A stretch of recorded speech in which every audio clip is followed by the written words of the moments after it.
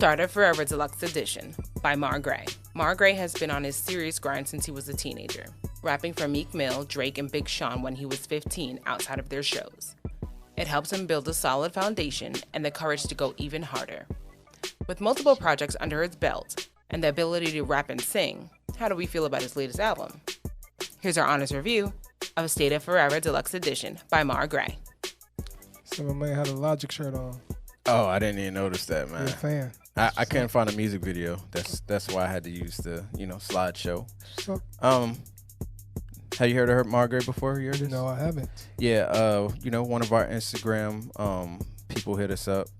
Kareem, he's been rocking with us for a while. You know what I'm saying? Yeah. He sent this to me, told me to check it out. I listened to it. I listened to like the first 2 songs. I think I sent one of them to you. Yeah. I even sent it to AB Animal Brown, and he listened to it. And he was just like, "It's one of Drake's kids."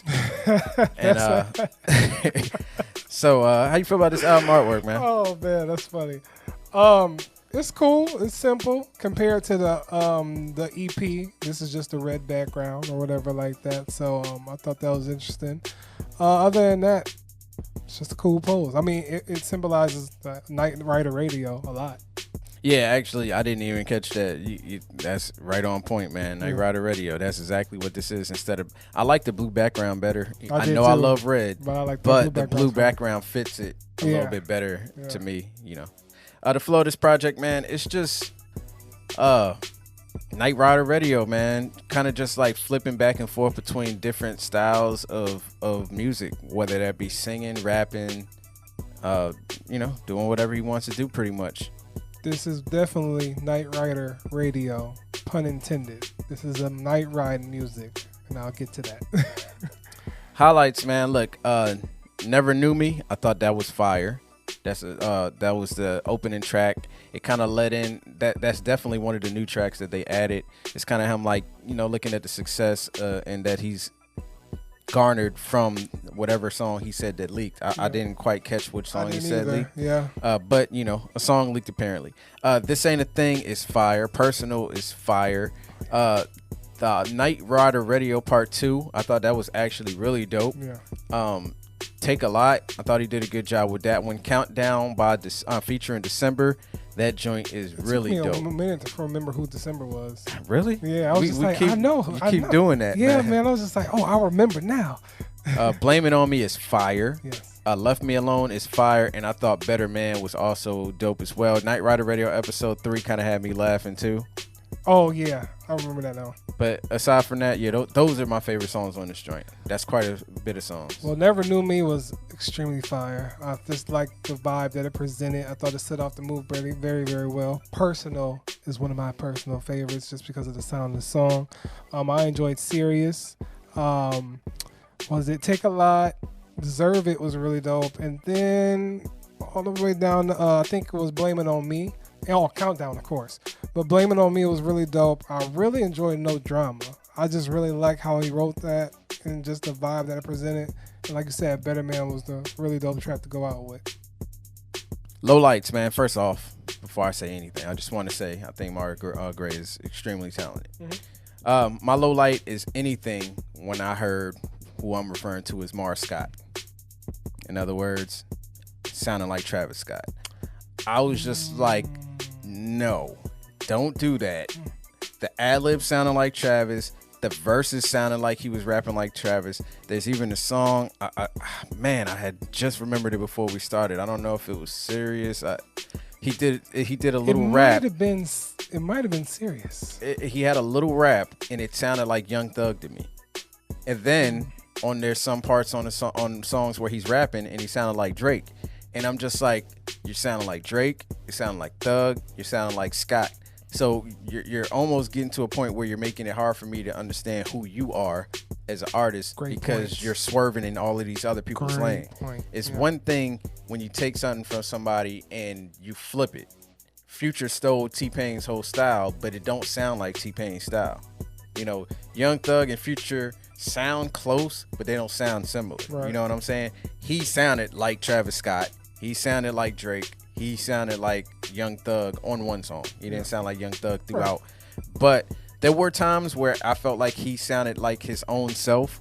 you know, on some of the songs like Countdown, on Better Man, you know, on Take a Lot. But overall, just there was too many similarities in the voice, how he was writing the songs, how he was choosing to sing the songs. I did like the R&B portion of the album, but I couldn't stand Tunnel Vision and No Drama, because as soon as I heard that Travis Scott sound, okay, I can feel that. I was just like, look, I'm just starting to appreciate what Travis Scott does. I don't want to hear somebody else doing what Travis Scott does. True. You know what I'm saying? So those are my lowlights. All right, well, my lowlights have to do with somewhat along the same lines, but mine was just more of the tone of the album. Yes, there's like a few replicated sounds throughout the album where he feels like he's taking some artists' kind of cadences and flow. But my thing just comes from, I really just think this is purely Knight Rider music, because I tried getting into this on the way to work, on the way to home from work, and I couldn't really get the vibe in the car. I really had to chill at home in the evening and listen to this. So I really feel like this is like really mood music. And while that's not a bad thing, I don't think it's necessarily a good thing either, because it'll take you a while to get into the project, if you understand what I mean. Because it's just like really a deep dive where you just got to just lay back and chill, drink some wine or something, just chill. So I really think that doesn't help the presentation of the album, especially when it's 20 songs. Yeah. So, you know, it kind of like, even though I like what he's doing as an artist, it's just like, man, I'm in one deep night riding vibe. So you really could put this on if you want to go out 9-10 o'clock at night just driving. I don't know why, you're probably wasting gas, but this will be that music just to leave on in the background. But you really can't just really vibe to this like you would do any other time. So that's just my low light of the album. It's just that it's not an album that you could probably put on every time. Agreed. Final thoughts, man. Look, I want him to find that little bit of a lane where he can snatch what they do, but still sound like himself. Yeah. You know what I'm saying? Because he definitely has some talent. I feel like the redundance of some of the content when he was rapping, you know what I'm saying? Just talking about how, you know, he's about to blow, and it's just like he did it too many times. Like every time he rapped, that's what he talked about. You know what I'm saying? Yeah. But he's got some talent. He's got some really dope songs up here. The R&B songs sound really good. I just don't want to hear Travis Scott sound being done by anybody else unless people can find a way to flip it. You know what I'm saying? Grey. Yeah, I want to hear Marr Grey. So with that being said, I think the project is cool. I just want him to, you know, sit, you know, and not only that, I feel like the project was long. It feels long. It's 58 minutes. There's albums that we have listened to that are longer that don't feel long, but this joint felt long, and listening to it at 4 a.m. on the way to work is not a good idea. Even though it is dark outside, it's not a good idea. You don't want to listen to this on your way to work, because it's not the mood for that. Like he said, you're going to the club, throw this on.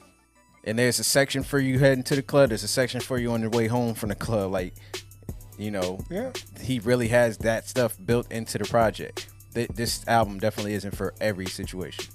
Most definitely, but I still think, you know, he did a good job of composing what he's capable of.